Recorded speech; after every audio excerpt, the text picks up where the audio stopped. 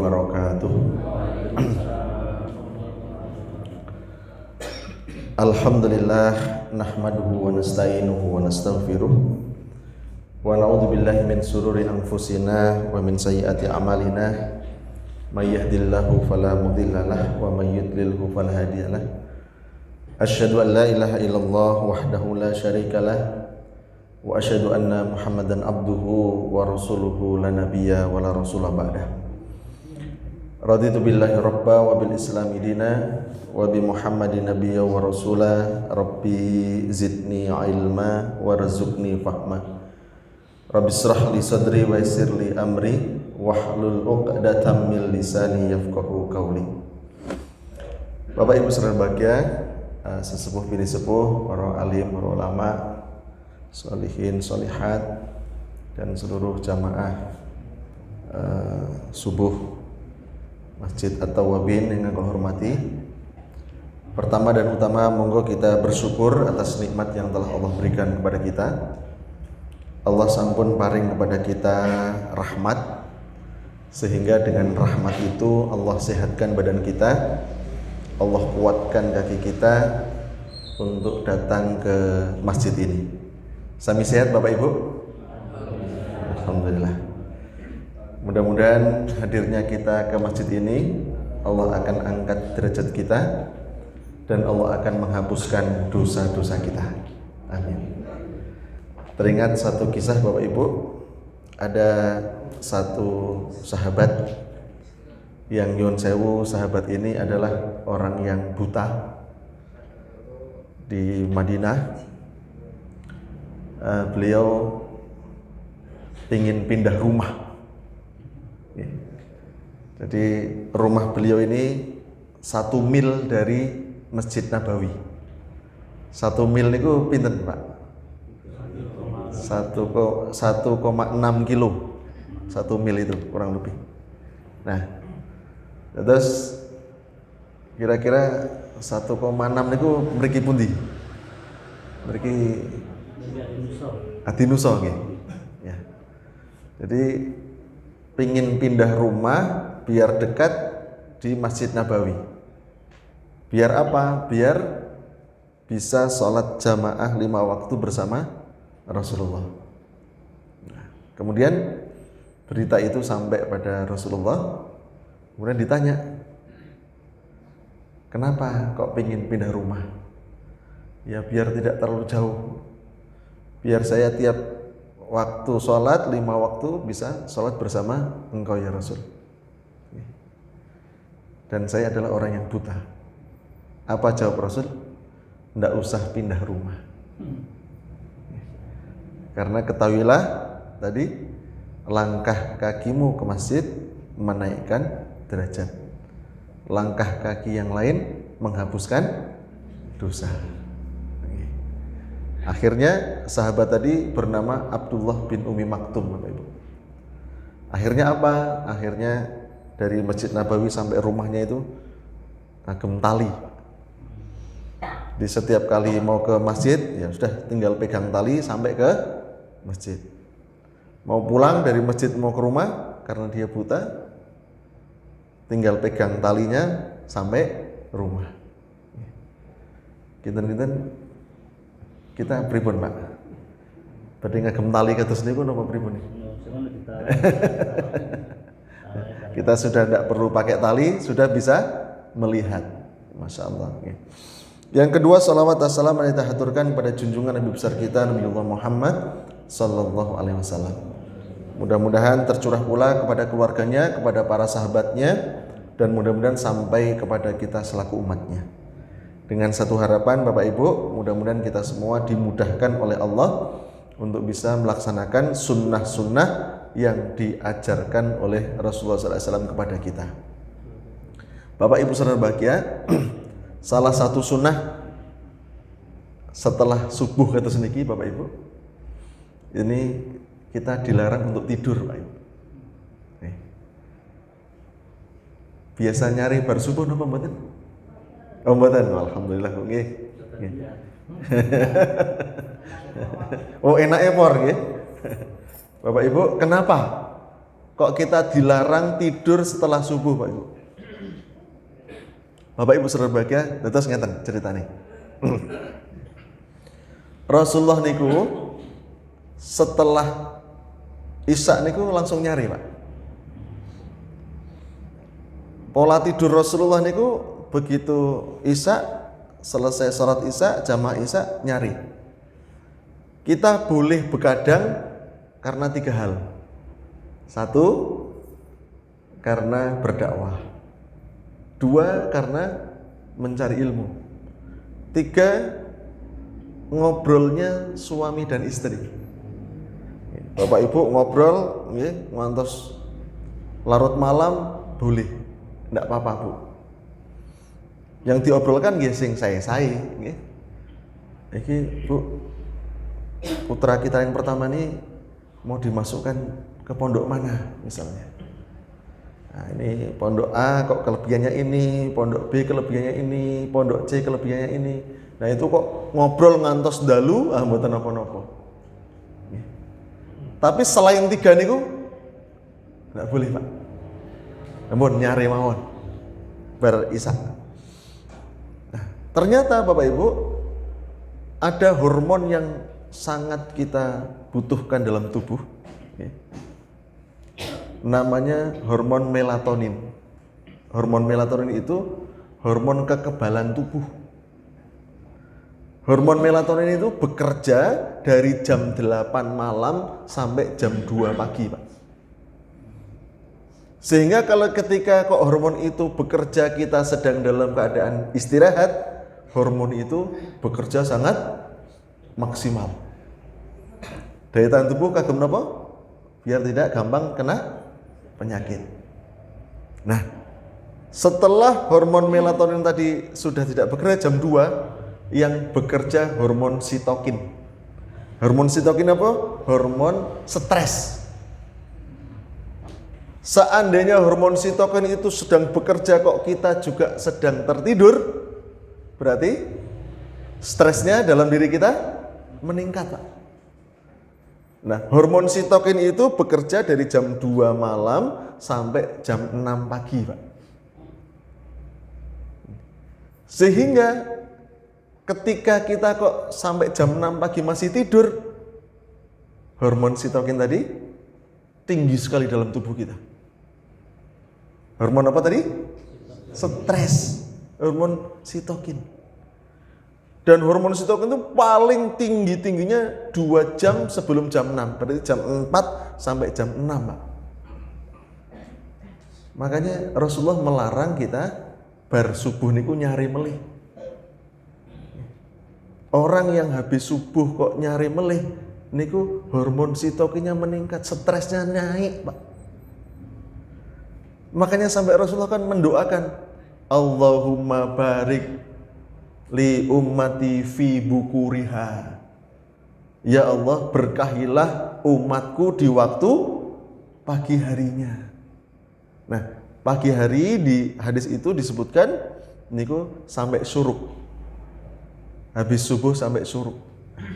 Nah, sehingga Bapak Ibu monggo kebiasaan kita tidur setelah subuh niki ampun dilampahi. Ben mboten apa tadi? Stres. Yang kedua, biar keberkahan itu ada dalam tubuh kita, dalam hidup kita. Nah, niki.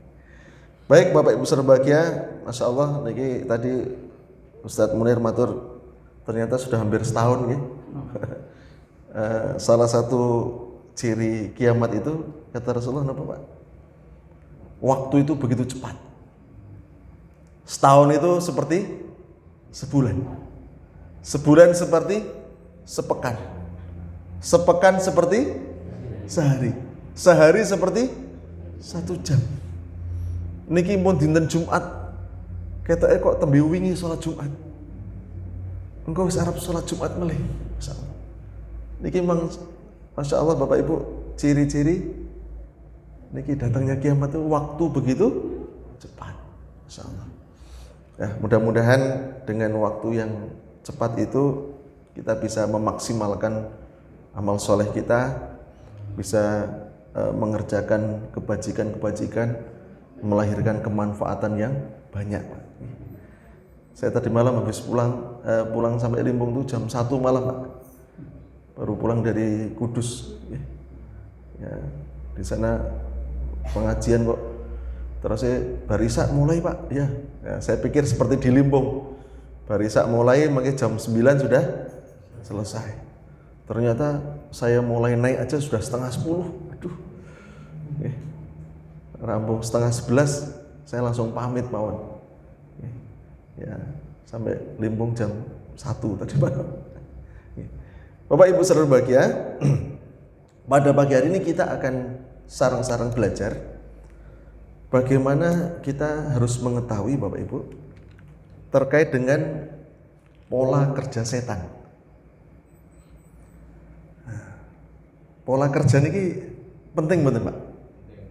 Penting. Orang jadi pegawai kan harus tahu pola kerjanya. Berangkat jam berapa, pulang jam berapa. Jadi pejabat juga gitu, pola kerjanya seperti apa. Jadi pengusaha juga seperti itu.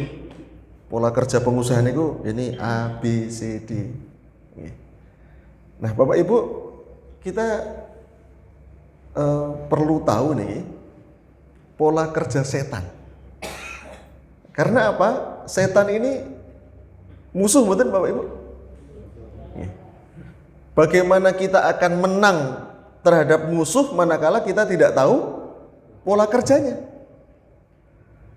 Ketika kula panjenengan ngertos mengke pola kerjanya setan dan setan itu sebagai musuh bagi kita, jadi kita tahu, oh, pola kerjanya seperti itu tuh. Sehingga kita bisa berupaya untuk menghindari pola itu. Bapak Ibu saudara berbahagia, banyak sekali dalam Al-Quran disebutkan bahwa Allah menegaskan kepada kula panjenengan setan itu adalah musuh.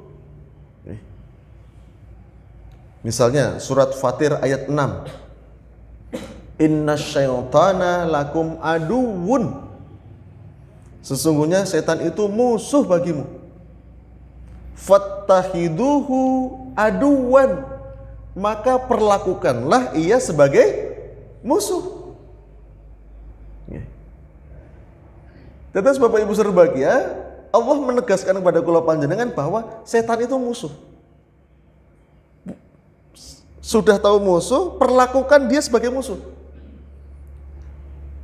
Kita sudah tahu musuh tapi kok diperlakukan sebagai teman, kinten-kinten pripun? Ngelunjak. Nah. Kata Allah, fattahiduhu aduwan. Perlakukan dia sebagai musuh. Nih. Surat Al-Baqarah 168. Wala tattabi'u khutuwatis syaitan.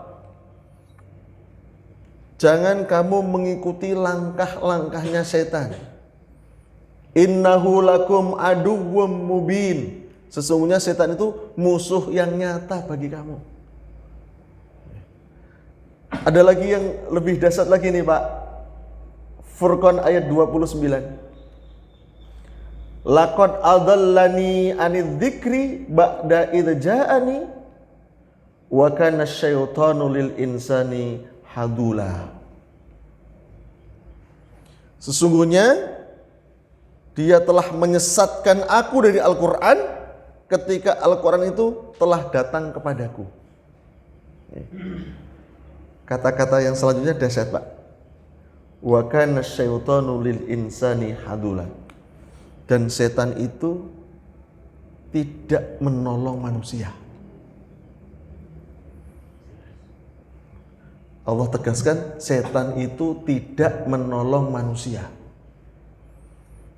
Tapi banyak di antara manusia yang bekerja sama setan dengan harapan apa? Setan itu bisa menolong dia. Buktinya apa? Banyak sekali orang yang nyuwun sewu ketika jual beli pakai penglaris, Pak. Orang yang jual beli pakai penglaris niku kerja zaman sama sinten sih? Sama setan. Insyaallah. sampai dilakoni teng Gunung Kemukus. Banyak di antara orang yang biar mendapatkan kekayaan itu harus justru melakukan kemaksiatan-kemaksiatan. Padahal Allah tegas niki. Wa kana syaitanu lil insani hadula. Setan itu tidak bisa menolong sebetulnya. Tapi justru dia menjerumuskan. Nah, Bapak Ibu saudara berbahagia, ini banyak sekali ayat-ayat yang terkait dengan setan itu adalah musuh, bukan teman. Makanya kita sekali lagi butuh tahu bagaimana pola kerjanya musuh itu, biar kita menang. Nah, Bapak Ibu saudara berbahagia, Al-A'raf 16. Qala fa bima aghwaytani la'aqudanna lakum siratakal mustaqim. Iblis mengatakan, ya Allah, karena engkau telah menghukum aku tersesat, pasti aku akan menghalangi manusia dari jalanmu yang lurus. Nah ini Pak, ini alasan setan kenapa dia akan berusaha untuk menghalangi manusia dari jalan Allah. Karena apa? Cari teman Pak. Karena dia sudah dicap sebagai Allah, dihukum sebagai orang yang sesat. Dia ingin yang tersesat tidak hanya dia sendiri, banyak gitu. Nah, Al-A'raf 16 ini tadi, Al-A'raf 17 ini gini. Tsumma la'atiyannahum mim baini aidihim. Kemudian pasti aku akan datangi mereka dari aidihim, dari depan, wa min khalfihim, dan dari belakang, wa an aimanihim, dan dari kanan, wa an syama'ilihim, dari kiri. Wala tajidu aktsarahum syakirin.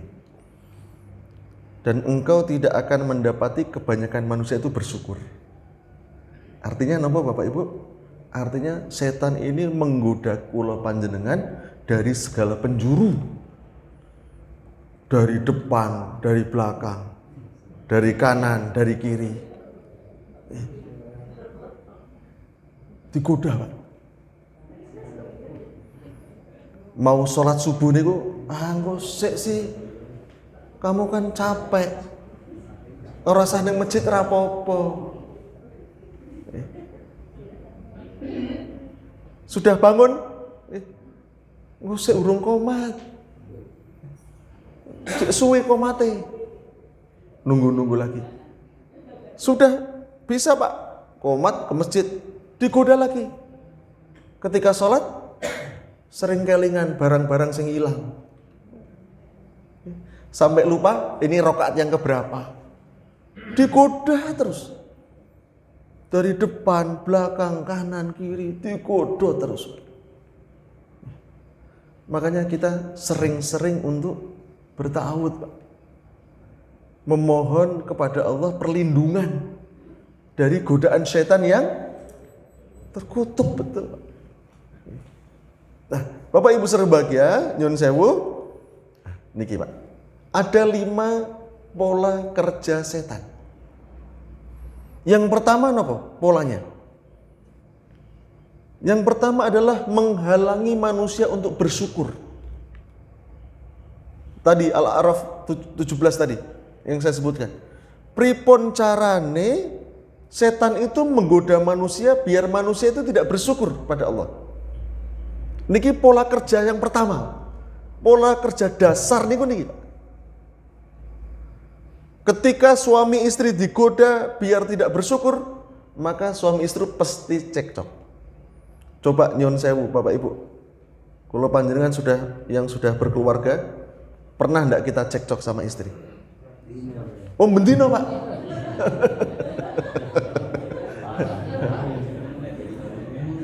Coba dicek Pak.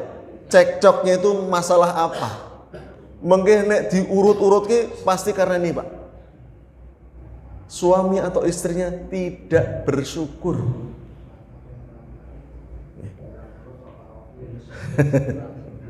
Padahal nyuwun sewu Bapak Ibu, Rasulullah bersabda bahwa ketika kita tidak bisa mensyukur yang sedikit, malam yashkur qalilan lam yashkur katsiran. Orang yang tidak bisa bersyukur ketika dikasih sedikit, ketika dikasih banyak tetap tidak bisa bersyukur. Saya kemarin ngisi pengajian di Pringapus di Ungaran mereka mulai mlebet bergas mlebet mereka mulai. Saya mendapatkan cerita orang sana itu sekarang banyak yang dapat ganti rugi tol Solo Jogja. Wow, ini tanah paling tumbas 20 juta, 15 juta diganti rugi jadi 800-900 juta. Ketika angsal arto kados niku kaget. Masya Allah. Namanya Pringapus itu bergas itu kan dekat sama Bandungan itu ya. Hampir tempat hiburan Bandungan itu isinya orang-orang Pringapus itu. Bayangkan Bapak Ibu, arto 800 juta itu habis dalam waktu 1 minggu. Untuk apa? Untuk maksiat. Jadi ketika orang itu dikasih sedikit tidak bisa bersyukur, dikasih kathah pun tetap tidak bisa bersyukur. Padahal syukur itu komponennya 3. 1, at-tana'u 'alan ni'ami. Mengungkapkan terima kasih kepada orang yang memberi nikmat. Yang kedua, wa mahabbatuhu, dan senang terhadap nikmat itu. Nah, kalau kon matur alhamdulillah gampang betul Pak? Gampang. Dapat 800 juta, oh alhamdulillah, gampang ya. Wa mahabbatuhu, seneng betul? Seneng, wow ini tumbas tanah 20 juta kok. Ditukune 800 juta. Ah, tapi yang ketiga niki yang sering gagal. Wal amalu ala ta'ah. Digunakan nikmat itu untuk ketaatan. Ini yang sering gagal manusia. Ketika kula panjenengan dipari nikmat kok tidak bisa menggunakan dengan untuk ketaatan, ya namanya nggak bersyukur itu. Dan memang setan menggoda dalam hal ini, Pak. Pripun carane kula panjenengan ketika dikasih nikmat mboten bersyukur. Diparingi nikmat sehat niku malah disia-siakan kesehatannya. Digunakan untuk hal-hal yang tidak manfaat. Nunggoni kajeng Pak. Nunggoni kajeng itu nanti nggih. Nunggu meleh. Nunggoni kajeng. Lah nek tiyang sengon mriki nunggoni kajeng dodolan kayu Pak nggih. Lah nek nunggoni kajeng mung nek ngeten. Napa Pak? Catur nggih. Mindah-mindah kayu kan nunggoni kajeng niku. Coba catur niku butuh waktu berapa menit, Pak? Catur tidak mungkin 5 menit, 10 menit. Setengah jam paling mboten. Mun pisan kalah, pisan meneh. Sak jam meleh. Oh, bedu. Wah, penentuan ya. Sekali lagi. Habis waktunya. Wah, turnamen barang ya, Pak. Kira-kira nek menang catur niku terus tambah gagah napa pripun pernah? Kan ndak, insyaallah.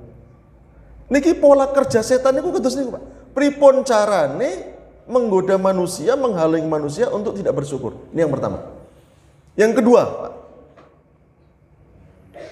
Pola kerja yang kedua adalah menghalangi manusia untuk beribadah kepada Allah. An-Naml ayat 24. Wa zayyana lahumus syaitanu a'malahum. Setan itu menjadikan terasa indah perbuatan-perbuatan mereka. Padahal perbuatan itu perbuatan yang buruk. Fasaddahum anis sabili fahum la yahtadun, sehingga mereka menghalang-halangi manusia dari jalan Allah. Digodho pripun carane ben mboten ngibadah niku pripun? Setan itu menggodanya luar biasa, Pak. Ora usah sedekah. Kayak lu SPP anakmu urung dibayar. Digoda, Pak. Padahal sedekah niku Allah melihat banyak sedikitnya napa mboten, Pak? Sedekah itu kan sesuai dengan kemampuan kita. Gadah arto 1 juta, sedekahe 10.000. Kalih gadah arto 1 juta, gadah arto 100.000. Sedekahnya 10.000 juga. Sama-sama 10.000-nya di hadapan manusia, tapi di hadapan Allah benten. Mau sing gadah arto 1 juta, sedekah 10.000 berarti pinten persen? 1%. Gadah arto 100.000 sedekah kok 10.000 berarti pinten persen? 10%. Di mata Allah beda, Pak. Meskipun di mata manusia sama. Sehingga nyun sewu Bapak Ibu, setan itu nggoda ora usah sedekah kae lho. Kordene harus diganti. Digoda kata sedih, Pak. Kemarin ada jamaah yang mau ikut umroh kita kemarin niku bon bayar, sudah lunas, tinggal seminggu mau berangkat, menggagalkan, Pak. Jawab bilangnya apa alasannya? Pak niki ternyata nyuwun napa badhe mboten sios mangkat mawon. Nah pripun, Pak? Niki nek saged artone nggih mangsul, Pak. Padahal tiket sudah dibelikan. Hotel nggih mriku pun dibayarke. Mikirnya niku mungkin arep lunga teng Semarang ora sida, ampun ora sida ngeten Pak. Seminggu sebelum berangkat. Terus karena dia bilangnya macam-macam, akhirnya kita putuskan sudah dikembalikan. Alhamdulillah besoknya ada yang ganti, Pak. Sama Allah diganti yang lebih baik ternyata. Ternyata nggih napa, Pak? Nggih tumbas tanah. Katanya murah, tanah murah. Ya sudah, lah pripun malih wong kados niku. Setelah pulang umrah, saya dikasih tahu. Ternyata dihapusi kali wong. Sing bawa uangnya itu kabur. Ibadah nggak jadi, uangnya hilang. Niki memang setan itu seperti itu. Pripun carane menghalangi manusia tidak beribadah? Ora usah melu pengajian. Kamu kan ngantuk wis tidur wae. Digoda, Pak. Toh pengajian itu bisa ngesok-ngesok iseng. Apalagi sekarang pengajian bisa nyetel YouTube. Digoda. Pripun carane tidak jadi beribadah kepada Allah. Niki kan polanya seperti itu. Satu tadi napa? Membuat manusia tidak bersyukur. Yang kedua, menghalangi manusia untuk beribadah. Yang ketiga, Pak. Setelah tadi menghalangi manusia tidak bersyukur, membuat manusia tidak bersyukur, menghalangi manusia tidak beribadah, setelah itu mengajak berbuat dosa. Al-Baqarah 169. Innama ya'murukum bis-su'. Sesungguhnya setan itu hanya menyuruh kamu untuk berbuat jahat, untuk berbuat dosa, wal fahsya, dan berbuat keji. Para ahli tafsir sepakat fahsya ini keji yang berkaitan dengan seksual. Masya Allah, niki luar biasa, kita tercengang kemarin. Saya hari Jumat, Sabtu, Ahad yang kemarin kita ikut Rakernas di Solo. Ada hasil penelitian, Pak. Ini perlu diwaspadai betul. anak-anak SMP di Indonesia ini diambil dari beberapa titik kota, Jakarta, Bandung, Surabaya, Medan, Ujung Pandang. Dari 100 anak SMP yang sudah melakukan LGBT, Pak. Lanang podo lanang, wedok podo wedok. Dari 100 anak SMP yang sudah pernah melakukan LGBT, 32, Pak. Berarti 32% anak SMP. Anak SMA dari 100 itu yang sudah pernah LGBT itu 57, Pak. Mahasiswa dari 100 yang sudah pernah melakukan LGBT mencengangkan 78 anak. Insya Allah. Bahkan kemarin Prof. Taufik itu beliau dekan Fakultas Psikologi, niku ketika mau menandatangani ijazah, niku ada yang terang-terangan, Pak. Fotonya niku lanang, tapi wonten ponine kalih lipstikan. Sama Prof. Taufik, aku nggak mau nandatangani, ganti fotonya, diganti, Pak.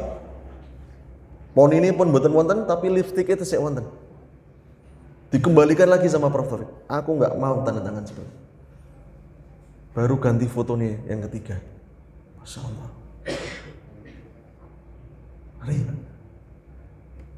Niki memang setan itu pripun carane mengajak manusia itu berbuat dosa, berbuat fahsya. Apalagi yang cuma nyuwun sewu, perselingkuhan atau zina biasa, ya.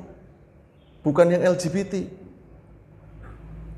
Kemarin ada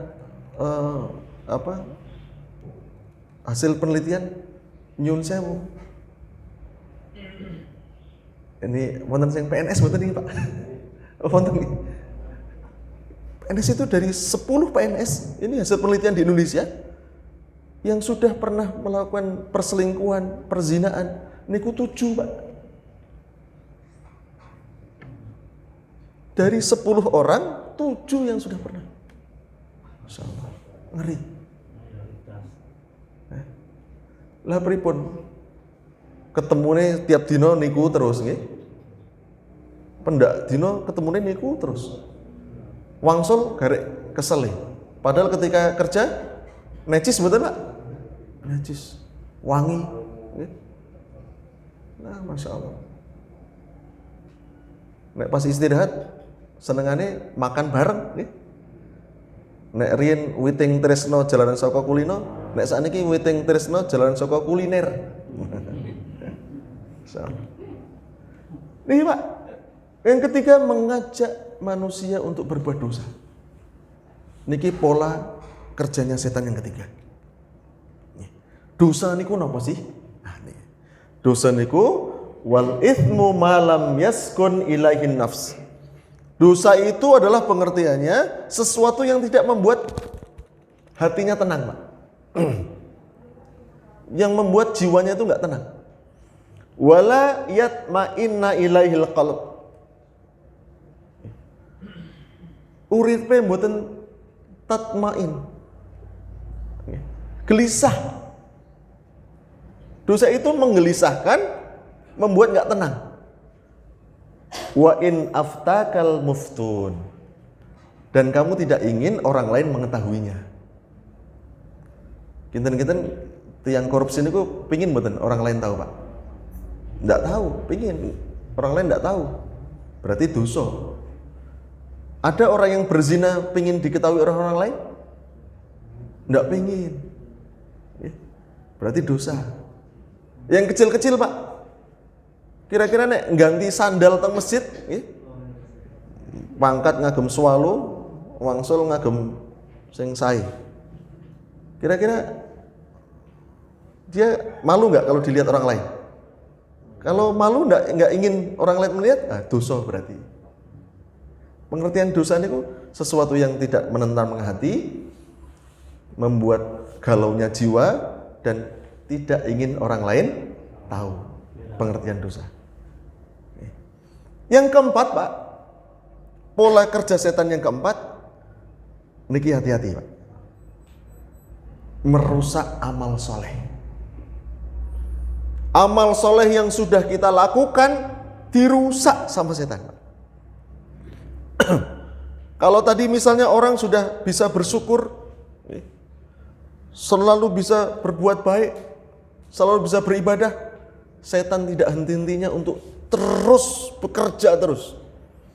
Dengan cara apa? Merusak amal soleh. Amal soleh yang sudah dilakukan dirusak Pak.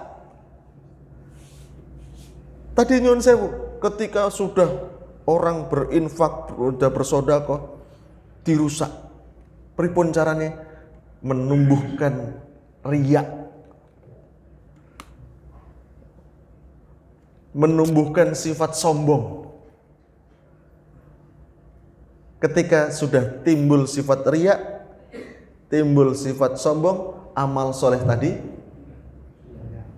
hilang, terhapus, terbakar. Wah, kayak gini masjid kayak ini orang aku ora dadi. Rusak Pak. Ada ucapan seperti itu, rusak itu. Habis sedekahnya. Begitu juga dengan dengki Pak. Hati-hati nih. Dengki ini kenapa sih? Dengki itu tidak senang orang lain mendapat nikmat. Wonten tonggone tumbas ala ini misalnya Mas Munir ya, tumbas alpatnya ireng. Kok kita kok wah. Ketika orang lain mendapat nikmat itu kita senang Pak. Jangan sedih.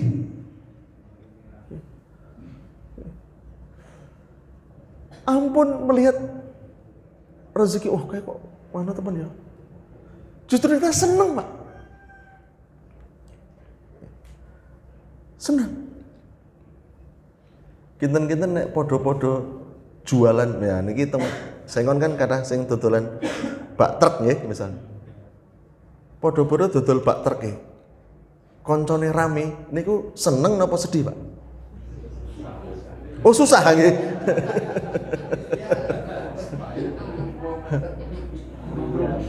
Oh, kemerungsung. Kemeropok nggih. Kayak kok bola bali ngedoli terus aku urung payu-payu. Bapak Ibu nyuwun sewu. Ini ada ilmu yang luar biasa sing nampaknya nampaknya sederhana tapi luar biasa, Pak. Saya dapatkan kemarin ketika umroh di bulan kemarin ini. Syekh Muntaha, beliau imam Masjid Nabawi, beliau juga dosen di Universitas Islam Madinah. Beliau ketika menyampaikan kajian, menyampaikan kata Pak, salah satu ciri orang pedagang yang sukses, cirinya ini, apa itu? Mendoakan pedagang lain dengan kesuksesan. Oh, nek mriki pripun, Pak? Oh, nyepatani malah gitu. Ciri pedagang sukses itu ketika dia mau mendoakan pedagang lain, Pak. Masya Allah, luar biasa.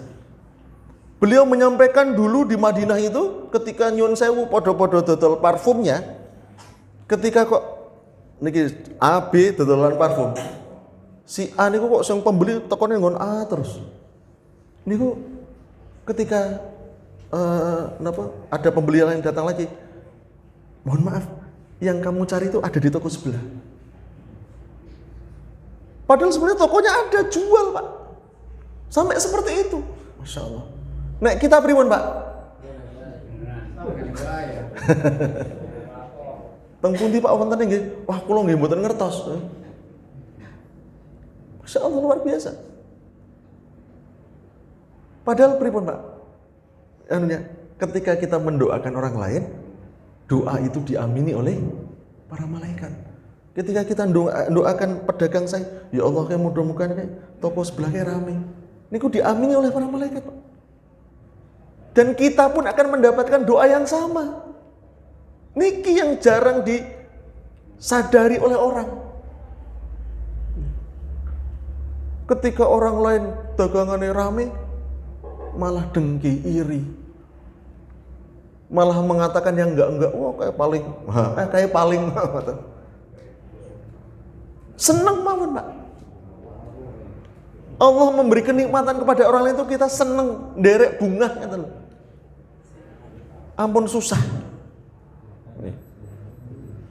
Lah, ini memang kerjanya setan, Pak, merusak amal soleh ketika kita punya rasa dengki, iri, hasud. Kata Rasulullah apa? Hasud itu membakar amal soleh, membakar ibadah-ibadah seperti api membakar kayu bakar. Kita kan nggak ingin, Bapak Ibu, nggih. Ibadah-ibadah yang sudah kita lakukan rusak itu kan nggak pingin, nggih. Nah, niki ben boten rusak pripun? Jangan riak, jangan dengki. Terakhir Bapak Ibu, nyun sewu, yang lebih dahsyat lagi ini puncaknya, pola kerja setan yang terakhir, yang kelima adalah mengajak orang untuk kafir, Pak.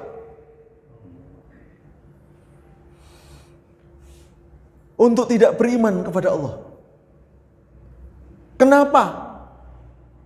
Kok setan itu puncak kerjanya seperti ini? Karena setan itu tahu bagaimana keimanan kita itu harganya mahalnya luar biasa. Tak ternilai harganya. Surat Ali Imran ayat 91. Innalladzina kafaru, sesungguhnya orang-orang yang kafir, wa matu, dan mereka itu mati, wa hum kuffarun, mereka mati dalam keadaan kafir, falayyuqbala min ahadihim mil'ul ardi dahaban wala wiftada bih. Seandainya mereka kok punya emas sebesar bumi untuk menebus kekafirannya, nggak akan diterima oleh Allah. Dados keimanan kita kepada Allah niku regane luwih larang timbang emas sebesar bumi. Emas sakniki pinten, Bu? 1 gram, Bu? Oh, 850. Berarti sering tumbas emas nih, Bu. Sak gram niku 850.000. Nek sekilo berarti pinten, Bu? Nek sekilo 850 juta. Niku tembe sekilo. Niki emas sebesar bumi, padahal bumi kita gede apa? Gede sangat. Gede sangat, Pak. Panjenengan selama ini pergi paling jauh teng pundi, Pak? Selama ini paling jauh teng pundi? Teng pundi, Bu? Teng Mekah, nggih. Mekah itu dari Jakarta ke Jeddah itu kurang lebih 9.000 kilo. Saya paling jauh ke Toronto, Kanada. Itu 32.000 kilo. 28 jam di atas pesawat. Jakarta ke Schiphol dulu. Schiphol itu bandara Belanda. Dari Schiphol kemudian dari Jakarta ke Dubai dulu. Dubai ke Schiphol. Schiphol baru ke Toronto. 28 jam, Pak. Ini kok masih ada yang lebih jauh lagi. Ke Meksiko, Amerika Latin lebih jauh lagi. Bumi kita tuh gede nih, luar biasa. Ini kok bumi, emas sebesar bumi. Terus berapa nilainya coba, Pak? Keimanan kita itu lebih bernilai daripada emas sebesar bumi. Makanya setan ini pripun caranya biar iman kita itu luntur, Pak. Gimana caranya biar orang itu tidak beriman kepada Allah? Biar kita itu kafir, Pak. Hati-hati nih. Makanya setiap khutbah Jumat, tiap Jumat, salah satu rukun dari khotib itu apa? Berwasiat takwa. Wala tamutunna illa wa antum muslimun. Selalu diingatkan terus seperti itu. pegang erat iman kita sampai akhir hayat kita, Bapak Ibu. Masya Allah, saya tuh sedih Bapak Ibu ketika nyun sewu. Dulu ketika ada tiang subah nih Pak. Dulu ketika anak pertama khitan sama saya, setiap saya mau khitan kan saya suruh syahadat dulu, baca Al-Fatihah, baca 3 kul, baru kita sunat. Dulu anak pertama saya masih ingat sekali. Kemarin pas liburan, anak ketiga, anak keduanya kan perempuan. Anak ketiganya, ayo mas, syahadat dulu. Asyhadu an, kok enggak? Ayo mas, syahadat dulu. Ayo mas, ini sebelum mulai kita syahadat dulu. Apa jawabnya Pak, bapaknya? Mohon maaf Pak Dokter, kami sekarang tidak muslim lagi. Ini terjadi Pak. Ini tiang subah nih Pak. Masya Allah, luar biasa. Sedih buat ini Pak. Di satu sisi kemarin tanggal 25 Desember tahun lalu, kemarin ini Pak, saya nyunat umur 48 tahun. Chinese masuk Islam. Di tanggal 25 Desember Pak. Dia bilang, Pak Dokter, saya mau syahadat, tolong saya dikhitan dulu Pak. Saya giniin, Mas, khitan tuh sakit loh. Enggak apa-apa. Nek ora dibius pripun? Oh ya jangan Pak. Di satu sisi yang sudah muslim, berapa tahun kemudian sudah tidak muslim lagi. Naudzubillah min dzalik. Monggo Bapak Ibu kita jaga betul diri kita, keluarga kita, ya, lingkungan kita. Niki memang pola kerjanya setan seperti itu. Satu tadi apa? Buat manusia itu tidak bersyukur. Niki pintu pertama itu Pak. Yang kedua, bagaimana setan itu menghalangi orang untuk melakukan ibadah. Yang ketiga, kenapa? Mengajak untuk berbuat dosa. Yang ketiga, yang keempat, merusak amal soleh yang sudah kita lakukan. Yang kelima, mengajak orang untuk tidak beriman kepada Allah. Demikian Bapak Ibu saudara bahagia. Mudah-mudahan ini wonten manfaatipun. Mudah-mudahan dengan kita tahu pola kerjanya setan ini, kita jadi tahu Pak, oh sedikit-sedikit kita kok nggak bersyukur, ini setan itu. Kita harus berarti bersyukur. Nah, ibadah juga demikian. Mudah-mudahan Allah senantiasa memberikan kepada kita petunjuk jalan yang benar, jalan yang lurus, jalan yang penuh dengan kenikmatan, bukan jalan orang-orang yang sesat, bukan pula jalan orang yang dimurkai. Mudah-mudahan hidup kita hidup yang manfaat, dan akhir hidup kita mudah-mudahan husnul khotimah. Monggo Bapak Ibu kita tutup dengan doa. Mudah-mudahan doa-doa yang kita panjatkan ini diamini oleh para malaikat yang hadir, sehingga dikabulkan oleh Allah Subhanahu wa taala. A'udzubillahi minasyaitonir rajim. Bismillahirrahmanirrahim. Innallaha wa malaikatahu yusholluna 'alan nabi ya ayyuhalladzina amanu shallu 'alaihi wa sallimu taslima. Allahumma shalli 'ala Muhammad, Allahumma shalli 'ala malaikatika muqarrabin wa ahli ta'atika ajma'in bi rahmatika ya arhamar rahimin. Allahumma ighfir lil muslimina wal muslimat wal mu'minina wal mu'minat al ahya'i minhum wal amwat innaka sami'un qaribun mujibu da'wat ya qadhiyal hajat. Rabbana dhalamna anfusana wa illam taghfir lana wa tarhamna lanakunanna minal khasirin. Rabbana la tu'akhidna in nasina aw akhtana. Rabbana wa la tahmil alaina isran kama hamaltahu ala alladziina min qablina. Rabbana wa la tuhammilna ma la taqata lana bih. Wa'fu anna waghfir lana warhamna anta maulana fansurna 'alal qaumil kafirin. Allahumma arinal haqqa haqqan warzuqna ittiba'ah wa arinal batila batila warzuqna ijtinabah.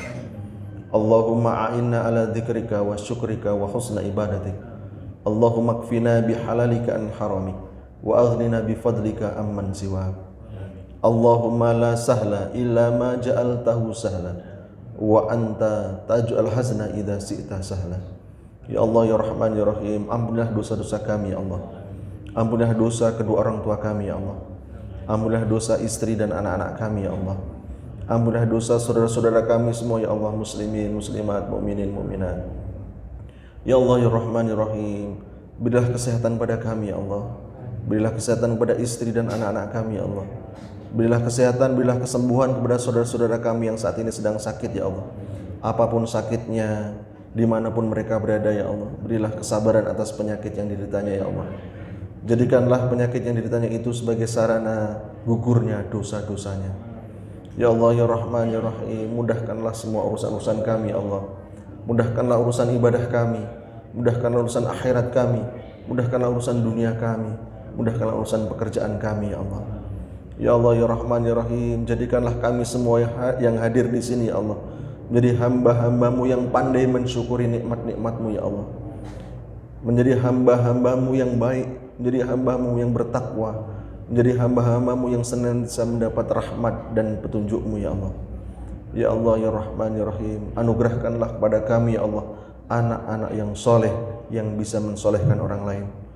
Jadi anugerahkanlah kepada anak-anak kami anak-anak yang pandai, anak-anak yang cerdas otaknya dan bisa mencerdaskan orang lain ya Allah, dan membuat sarana agar orang lain menjadi cerdas ya Allah. Ya Allah, anugerahkan kepada anak-anak kami ya Allah kehidupan yang baik, kehidupan yang penuh dengan rahmat dan naungan-Mu ya Allah. Ya Allah ya Rahman ya Rahim, kami benar-benar mengharap kepadamu ya Allah. Semoga salat kami, puasa kami, tadarus Quran kami, sedekah, infak kami, dan seluruh ibadah kami Engkau terima ya Allah. Dan semoga Engkau mengampuni kekurangan-kekurangan ibadah kami, kehilafan ibadah kami. Ya Allah ya Rahman ya Rahim, jadikanlah hidup kami yang sebentar ini hidup yang bermanfaat ya Allah, dan akhirkanlah hidup kami dengan husnul khatimah. Rabbana atina fid dunya hasanah wa fil akhirati hasanah wa qina adzabannar. Subhana rabbika rabbil izzati amma yasifun, wassalamun alal mursalin, walhamdulillahi rabbil alamin. Demikian Bapak Ibu saudara berbahagia, kurang lebihnya kami mohon. Assalamualaikum warahmatullahi wabarakatuh.